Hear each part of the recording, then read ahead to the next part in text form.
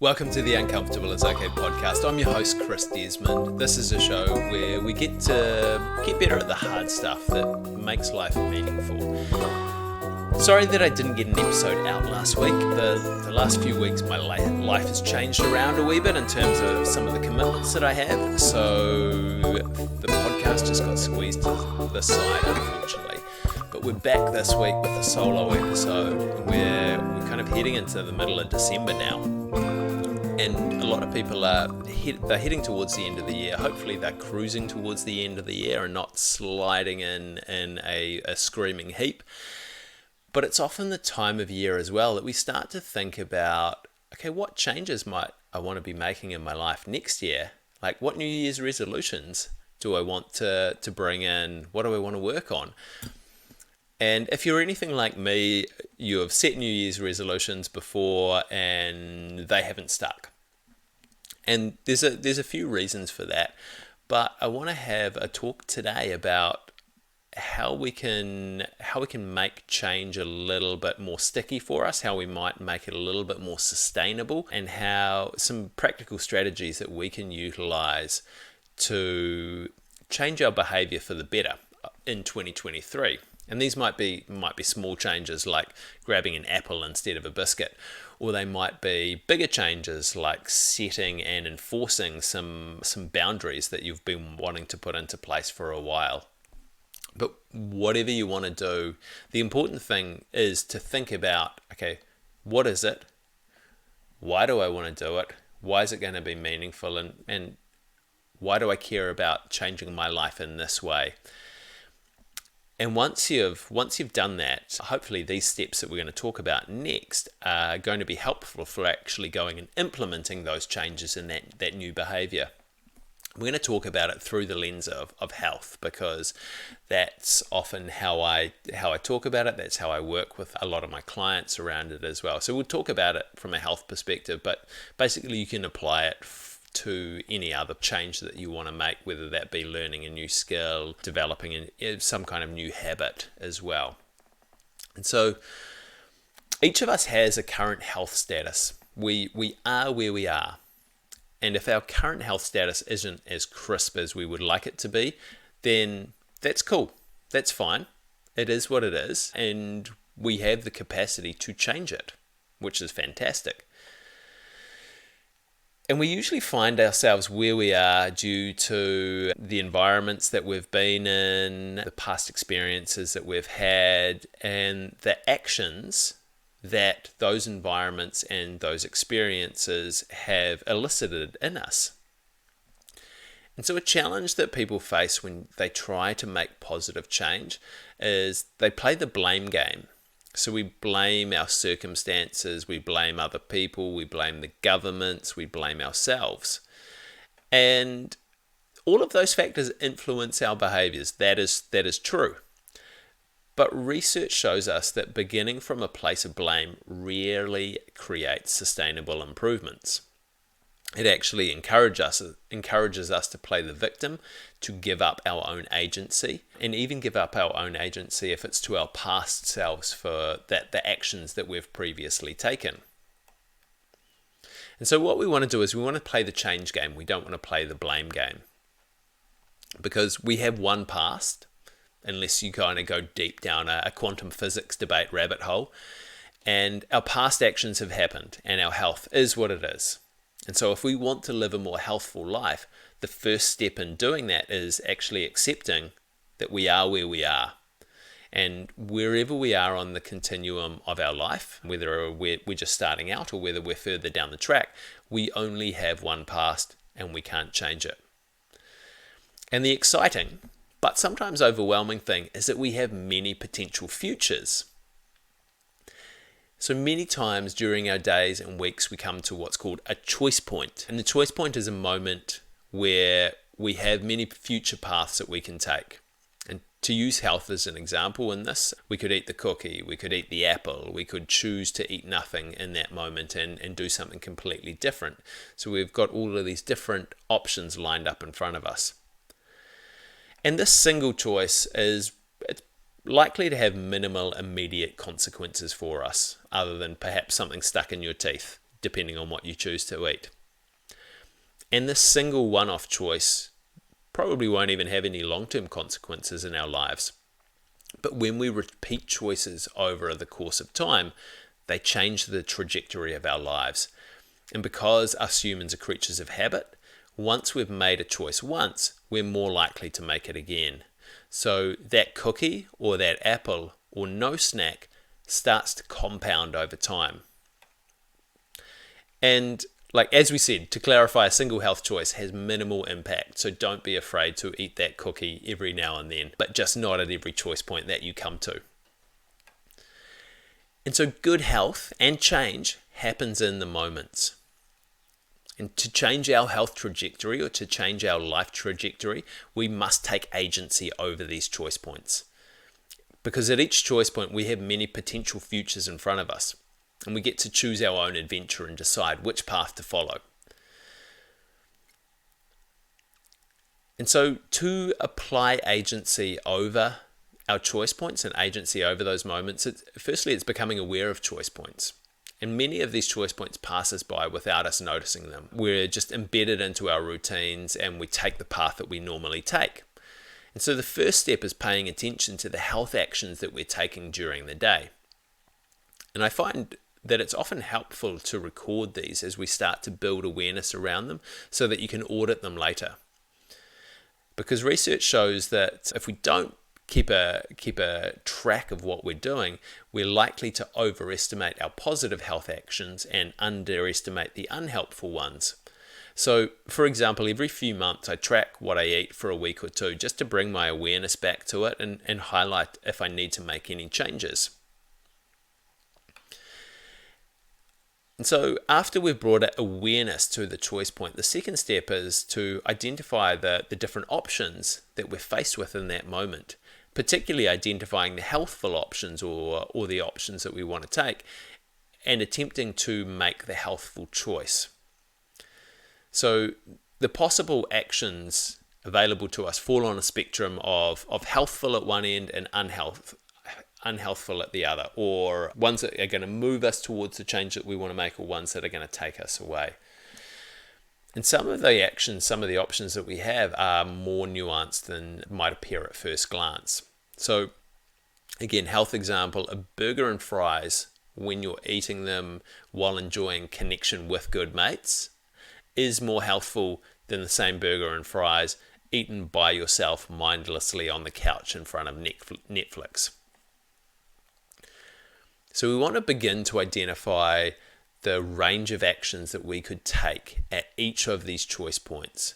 And so as we build the awareness of the options available to us, we can start to be more conscious of the choices that we're making. So identify the choice points and then identify the options that are available to us at each of those choice points. But changing behavior is hard, and it goes way beyond the just do it mentality that Nike sold to us. And we've reached this point by following one path, but that doesn't mean we have to keep following this path. Because when we reach a choice point, we can choose a different. And some of these choices are small, like having the apple instead of the biscuit. Some of them are large, like choosing to set more defined boundaries. But when we watch for these points and when we work on identifying the range of options available to each point, we bring an awareness to the change process. So paying attention is the first step in changing behavior, but it actually doesn't make change that much easier. You just know what's going on now as opposed to mindlessly rolling past it. Change is still hard. But there are a few things that can make picking the healthful option easier or for embedding change. The first is awareness. So it's understanding what good health looks like or what the change you want to make looks like. And being aware of what health choices will move you towards that vision and which will move you away. So being aware of the actions that are on the helpful end of the spectrum versus the ones that are on the unhelpful end of the spectrum. The second is improving your literacy or your health literacy. So our health literacy it's the knowledge of how our body works, and the things that affect how it works. And for most of us in this area, we probably don't need to get to expert level, but if we can improve our literacy in health or in the field that we want to make change, it often enhances our ability to take more healthful options because we're more aware of the ones that are going to be beneficial to us, and sometimes it actually opens up more options to us that we didn't even know existed as we start to become more literate in this area. But a word of warning on this one. There's a lot of noise in this space online. Some educational stuff online is absolutely fantastic. Some is absolutely crap. Most of it is well-meaning. Some of it, they're just trying to sell you stuff. So when you're looking to build your literacy, try and pick reputable science-backed sources to do that, rather than just someone's opinion. Something else that is helpful in changing behavior is environmental design. So our environments shape our behaviors, and we usually make choices that have the least friction associated with them. So our default choices are usually the ones that have a low level of friction associated with them because we do them over and over. So if you want to make your default choice harder, try and reshape your environment to add more friction. So if you want to watch less TV, for example, put the remote somewhere hard to find. It just makes that unhelpful choice a little bit more difficult.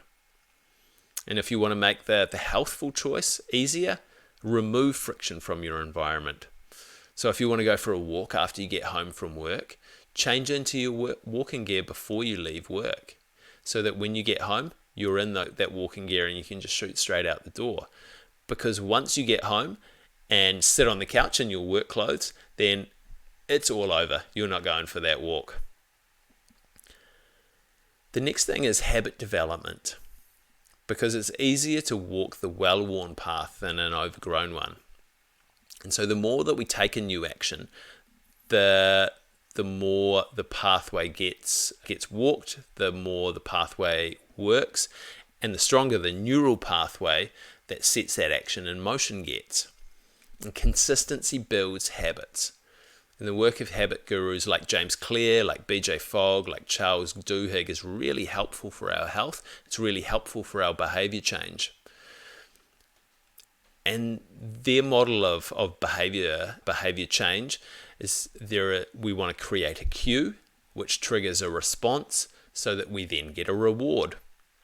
So we look for a cue that triggers us to take healthful action and identify the reward that we get to experience once we've taken that action.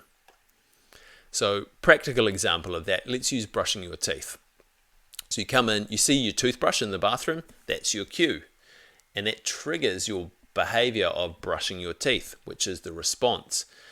And then the reward that you experience afterwards is that your mouth feels clean.